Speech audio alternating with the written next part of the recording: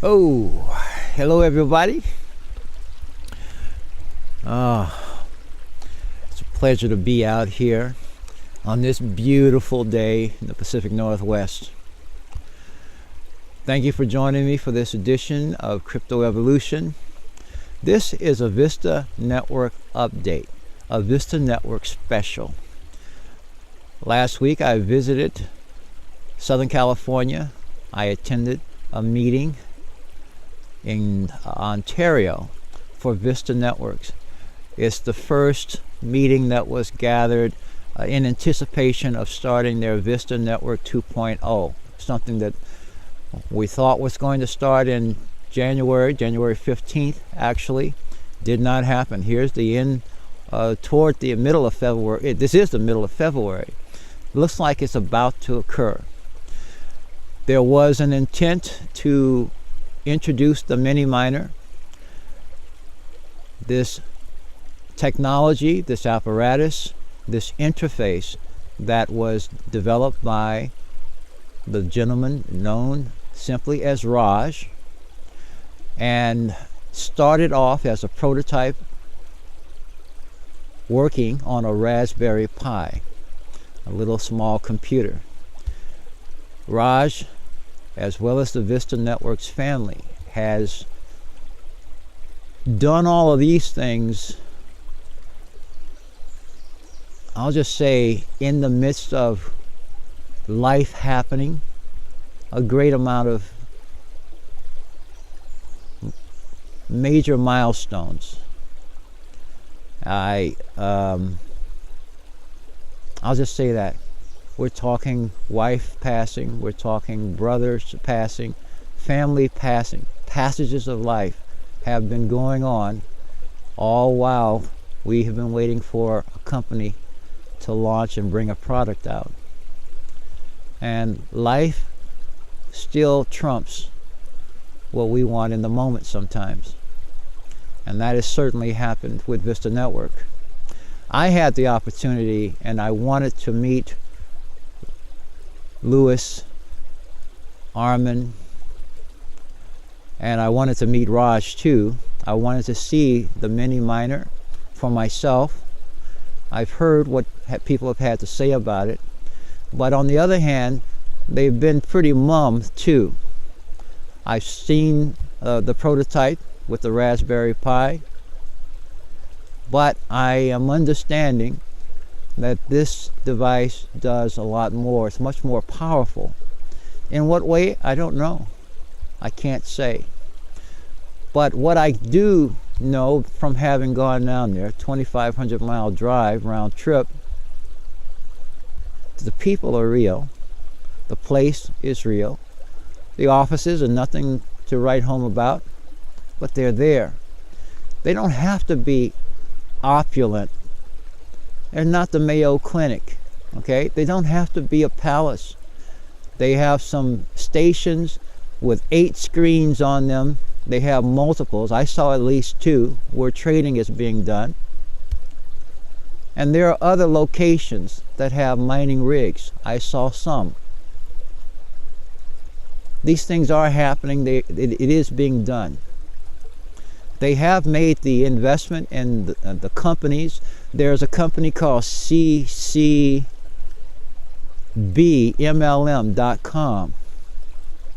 and I wondered what that was about. Someone actually wrote me and asked me, what is that all about? And I asked Armen about it a couple of weeks ago, in fact, and I did learn, and he told me too. In fact, he wrote me back again that he wrote me last night that it is the company that had a great system, and they basically acquired, not only that, they had a membership, and they acquired that entire system. And so the Vista Network 2.0 site, the one that exists right now, is basically adapted from the CCB MLM site. Some of the graphics are the same, but then there are differences that are only Vistas. And Armen told me last night, again, this is just through communication, that Vista Network 3.0 will have another site. It will change. It will morph. This is a company that is morphing. So what I'm about to share with you, I'm taking a lot less time to do this, set this up than I did before. It's simply that I want to share some clips of Armen, as well as Luis and Chris Thomas, who I had opportunity to meet and talk to as well on that little trip. Here's Armen. Certainly, if you look at the statistics in the Bitcoin and altcoin sector or space, there's certainly not a flat line. The statistics show a uptrend of coin valuation, interest, and holdings. Coins like Bitcoin and altcoins, any altcoin you look at out there, most of them are in an uptrend kind of a flow or move. So anything that's on an uptrend curve is very positive. You know, it shows that there is a very strong interest, and the interest is continual, and that the possibilities are further in that direction. So what is at a flat line and what is at a decline is the interest in fiat currency and everything else. People from the industry or from the banking world that might have an opinion about Bitcoin that further kind of confuses people, the novice person, and they become a little panicky, and then they start selling the Bitcoin they bought at 19,000 for 8,000. These same people can become negative. But these are just gimmicks, and these are just testing how strong you know or you understand Bitcoin. And if you understand Bitcoin and if you're strong with the possibilities of Bitcoin, what you would do on a dip like that is you would buy more. In order to really be able to mine, you have to plug into some of these very strong mining pools, very sophisticated, very powerful mining pools. So that is really kind of centralized mining over the years, and it's put mining into the hands of some of the elite. We call it the elite in the world who mine, and there are websites you can go on and you can see a list of these people. Month after month you can go on to the same sites and see the same people mining. I like to kind of joke with that and say, look, these are the same people who tell you that there's no money in mining, but they're always there on that list month after month as the biggest miners in the world. So if there was no money in mining, why would you continue to be mining like you're mining?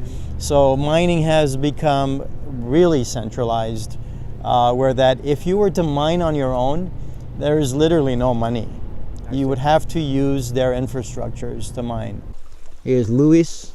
You know, so once we decided to go ahead and say, you know what, we're opening up a company, we are the owners. You know, when we said that, a lot of people that knew us, they just said, here goes $1 million, here goes, Bitcoins, here goes Ethereum, here goes, because they knew us. They knew that, they can look us up at Google, they can see that, we've been in the industry for a long time, and we've never done wrong to people. We just try to always, build things right. And then we thought, well, people around the world don't know us. Some people may not. More people know Armen than myself, but we knew that a true crypto company would probably have to register somewhere. Sure. And that's where we said, we're going to open up a Coinbase account. We're going to open up an account where everything is traceable. Like you go ahead and you put your Bitcoin in this company, and there's this payment system called Alpha Coin who goes ahead and sends you an email receipt. You paid your Bitcoin, your Ethereum into this company called Vista. And so then from there, anything that we would do would be traced, because we opened up an account in Coinbase, and that's where I believe the credibility people started seeing. They don't know us, but they know companies like those.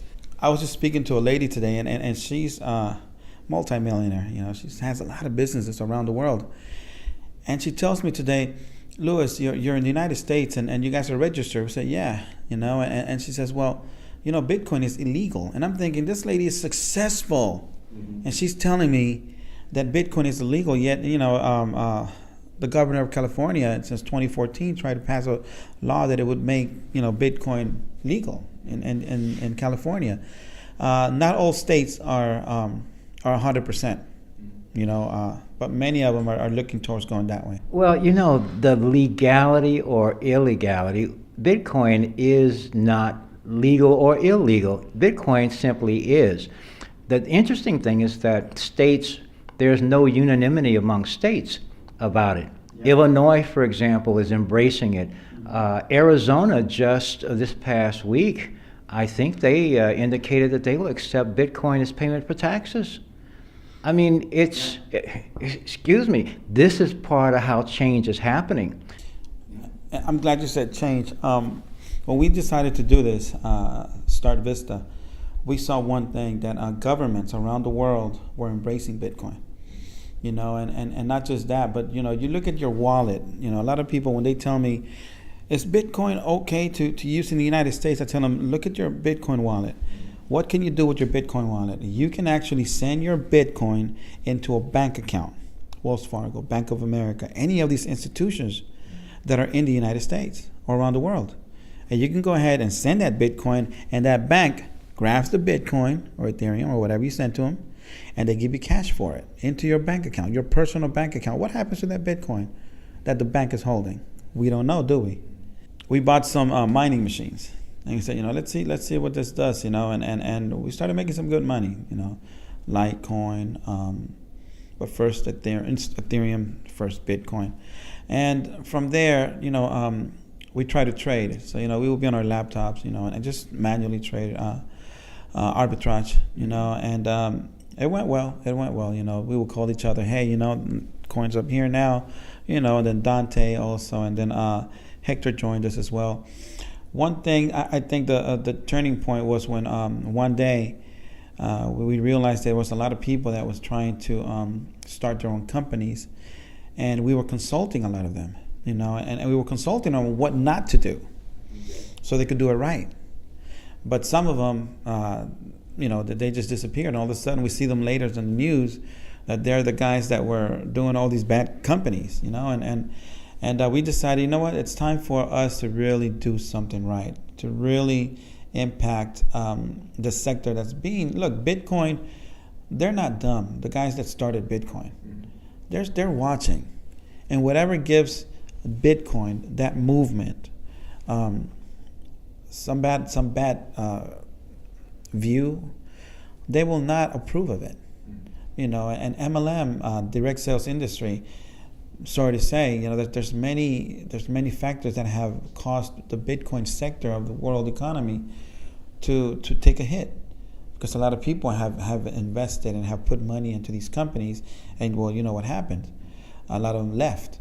So we decided, you know what, it's time, you know, for us to really, we already had the mini miner in mind. We wanted to take mining from being centralized. Right. You know, mining, you're centralizing mining in a decentralized sector of the economy. It just doesn't make any sense. And here's Chris. I'm now the Executive Vice President of Asia for Vista Network. My wife and I have been helping kids and helping families in the Manila area for some time. My wife's been giving school supplies to kids for many years, and the owner of the company, Armen, came to myself and my wife and asked us if we'd like to help the kids in Manila. And we said, exactly how? He says, well, why don't you find some orphanages? And we're just about to begin that process right now. We're heading back to Manila, and we're going to find 7. We actually already have identified them, 7 different orphanages. And what we're going to do is we're going to donate the mini miners to those orphanages, and we're going to see what happens. Now let me tell you what is going to happen. We're going to donate these mining machines, and they're going to generate somewhere around $100 or more in currency, cryptocurrency, every single month. And what we're going to do is we're going to convert that on coins.ph in the Philippines. We're going to convert that to pesos, and then we're going to buy rice and fish for the kids. What we're doing here is, a lot of people, they want to talk about cryptocurrency as something that you want to hodl. And yes, you do want to hold on to your cryptocurrency.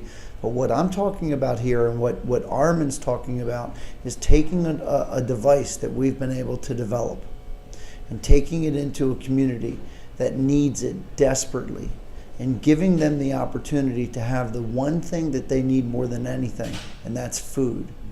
And if we could create a mechanism, plug it into their wall, and give them food, who wouldn't want to do that? Yeah, it's a tremendous, the fact that you can take this concept of mining, this large concept of mining, and you can take it all the way down to a little teeny machine about the size of an old cassette tape, and you can plug it into your wall, and it actually generates some kind of cryptocurrency, even a little bit. The bottom line is you're learning about the future, and it's creating a revenue out of thin air. Which I'd like to add, central banks do to create the debt instruments we call dollars, and of course traditional miners do as well when they're generating Bitcoin and the other altcoins. This is just making it available to individuals to do the same thing. And it's doing something that you're going to hear about for the rest of your life, which is cryptocurrency, which is Bitcoin. These things are not going to go away. Vista Networks is the first company to help decentralize the mining activities out there, so that we put mining into the hands and into the regular people, the average person who didn't have a chance. Of course, we will use the Vista Smart Pool initially to achieve this. But we will probably work to find some other ways to really further decentralize and take mining directly to the hands of the people by empowering them, in a bigger way. But this is the first step towards that direction in a organized, systematic, kind of dedicated way. Vista's Mini Miner is a device. It's a little mining machine. It's a portable mining machine that an individual can have, and at the convenience of their home, plug and play and start mining on their own.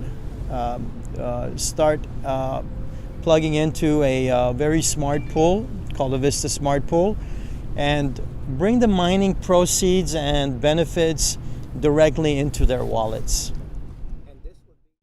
My intention is to go back and meet Raj and do the same thing, to not only see the Misty Mine, you know what I'm talking about, not only see it, I plan on getting one, but also I plan to visit with him too. What Vista Network is doing is actually groundbreaking, and it's really presently under the radar. I mean, even the cryptocurrency media space, nothing's being said about Vista yet.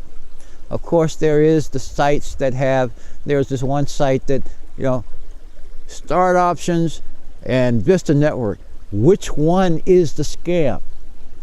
You got that kind of stuff out there. We're in that kind of mentality.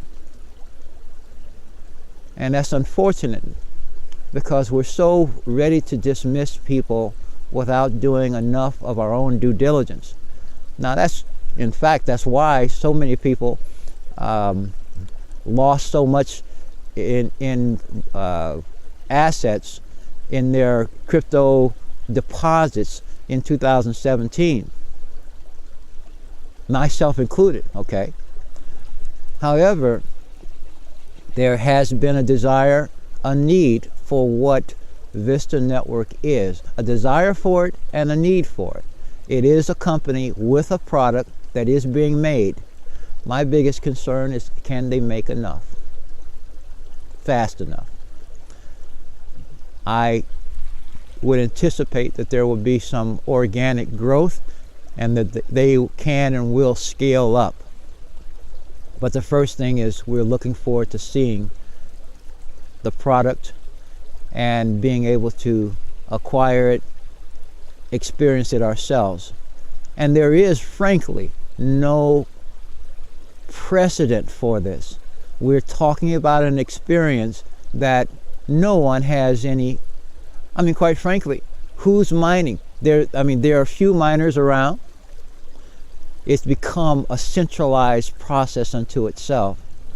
Vista Network is essentially making a small apparatus available that you can purchase, that you can plug in and plug into their mining pool, and then become a much bigger miner, so to speak, become part of a bigger system, and have your crypto assets directed directly to your wallets.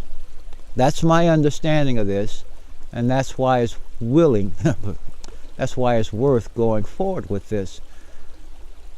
The other part of this is establishing as just a business, a crypto asset business. This will be one of many to come, but there'll only be one first. So let's see what happens, and we will be reporting more. Oh yeah. If you want to join Vista Network, there is a link in the description of this video below. And if you know someone else who is in Vista Network, just ask them for their link as well. Take care now.